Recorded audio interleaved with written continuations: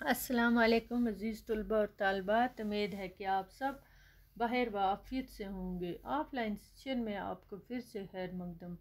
हमारी जमात सातवीं है। सातवीं जमात को मैं पढ़ा रही हूँ उर्दू। मज़मून हमारा है उर्दू, मौजू हमारा है बुरज़हामा की तारीख़ की अहमियत। बच्चों, ये रिवीजन चल रहा है, पहला आपने पढ़ा है, इसका फिर से दोबारा पढ़ेंगे हम। आप अपनी किताब खोलेंगे बहारिस्तान उर्दू, पेज नंबर 89 से हम शुरू करेंगे। ये सबक है आपका। तो बुरज़हामा की तारीख़ी अहमियत के बारे में हम जानेंगे कि बुरज़हामा कहाँ पे वाक़ा है और इसके बारे में जानेंगे पर क्या है। बुरज़हामा श्रीनगर के शमाल मशरक़ में 20 किलोमीटर की दूरी पर वाक़ा है। ये जगह ये एक बालाई इलाका है, ऊंचाई पर आता है, जहाँ से झील डल का पूरा मंजर देखने को मिलता है। ये जगह कश्मीर की तारीख में बड़ी अहमियत रखती है। पैट्रिस और डी टैर नामी दो अंग्रेज़ माहिरीन ने यहाँ पाए गए बाज़ पत्थरों से अंदाज़ा लगाया कि इस जगह पर माजी में कोई कदीम बस्ती आबाद रही होगी। तो बच्चों, उन्होंने पत्थरों से अंदाज़ा लगाया। ये दो अंग्रेज़ आए यहाँ, डी टैर और पैट्रिस।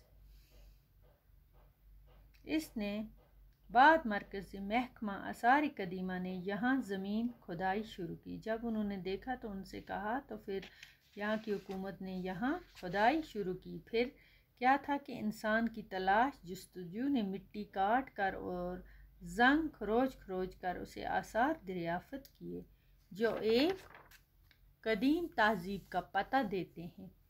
माहिरीन का ख्याल है कि यहाँ कबल तारीख दौर की बस्ती आबाद रही है, जो अब तक कश्मीर के कदीम तरीन दरियाफ़त शुदा बस्ती है।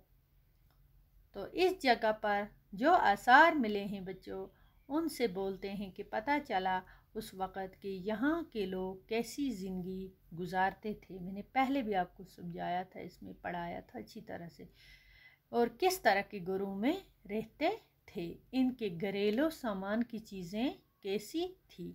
आसार कदीमा के इल्म ने इस कदीम बस्ती की तहज़ीब के बारे में अहम मालूमात फराहम की हैं।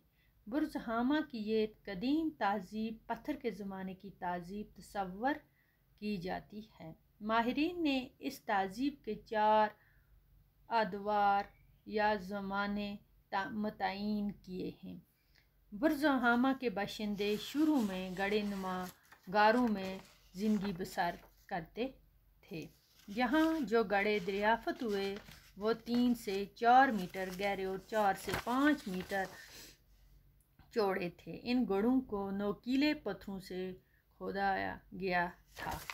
तो बच्चों, ये हमने ज़ैर ज़मीन एक लफ्ज़ आया है, इसका मायना है सतह समुंदर के नीचे। ज़ैर ज़मीन खुशनुमा होता है, खूबसूरत। दरियाफ़त होता है मालूम करना, मालूम किया उन्होंने उसे। मशा बहुत होता है मुताबकत।